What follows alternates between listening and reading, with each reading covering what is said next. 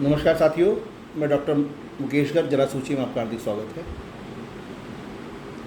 परसों एक खबर आई थी कि भारत के कभी नंबर 2-3 पर रहे इंडस्ट्रियलिस्ट अनिल अंबानी, जो पिछले काफ़ी समय से इंडस्ट्रियल सिकनेस की वजह से पिछड़ गए थे और उनकी कई परियोजनाएं, कई उनके वेंचर्स जो हैं वो एनसीएलटी में या बैंकों के रिकवरी के अंदर, उसके अंदर केसेस चल रहे थे। बीच में कुछ खबरें ये भी आ रही थी कि अनिल अंबानी के सुपुत्र अनमोल अंबानी ने काफ़ी अपने फादर को जो है परेशानी से बाहर निकाला है, काफ़ी कुछ उनके जो है डेट्स को चुकता किया है और कुछ कंपनियों को उन्होंने अच्छा रिवाइव कर लिया है।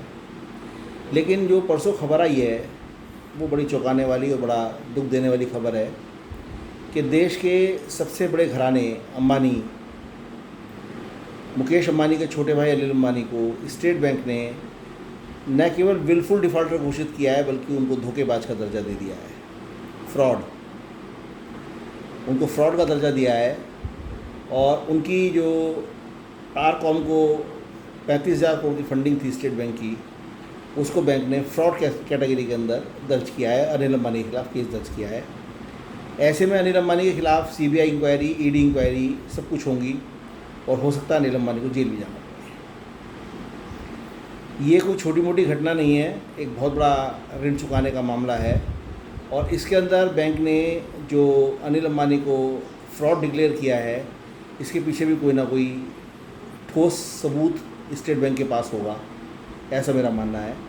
क्योंकि बैंक विलफुल डिफ़ॉल्टर तो बहुत लोगों को डिक्लेयर करता है, लेकिन फ्रॉड डिफ़ॉल्टर बहुत कम, बहुत रेयर लोगों को घोषित करता है और अनिल अंबानी के साथ स्टेट बैंक ने ऐसा ही किया है। स्टेट बैंक का कहना ये है कि अनिल अंबानी ने इस 35,000 करोड़ के लोन को डाइवर्ट करके अन्य कामों में लगाया, अपने पर्सनल यूज़ में लिया और उसने जो स्पेसिफिक लोन मत था जिसके लिए इसको इस्तेमाल करना था, उसमें पूरा पैसा नहीं लगाया।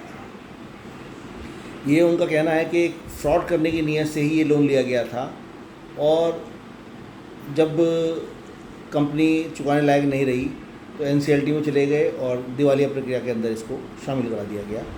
यानी बैंक को जो है जानबूझकर फ्रॉड किया हुआ है बैंक के साथ और एक इतना बड़ा जर्क बैंक को दिया है कि बैंक के लिए संभालना इससे मुश्किल होगा। अनिल अंबानी किसी समय धीरूभाई अंबानी के जो छोटे सुपुत्र हैं, ये बड़े एग्रेसिव बिजनेसमैन हुआ करते थे, बड़े महत्वाकांक्षी बिजनेसमैन थे और मुकेश अंबानी एक चुपचाप रहने वाले बिजनेसमैन थे। उनको ये कहा जाता था कि अनिल अंबानी मुकेश अंबानी को जो है वो टेक ओवर कर लेंगे और आने वाले समय में जो है अनिल अंबानी की तूती बोलेगी। लेकिन अपने फादर के देहांत के बाद जिस तरीके से दोनों भाइयों के बीच मनमुटाव हुए और ग्रुप का स्प्लिट हुआ, उसमें लगभग दोनों को बराबर संपत्ति मिली थी, मुकेश अंबानी को और अनिल अंबानी को। और मुकेश अंबानी आज एशिया के सबसे बड़े बिजनेसमैन के लिए पद पर बैठे हुए हैं, जबकि अनिल अंबानी दर की ठोकरें खाने में मजबूर हैं क्योंकि उनका सारा साम्राज्य डूबने के कगार पे है।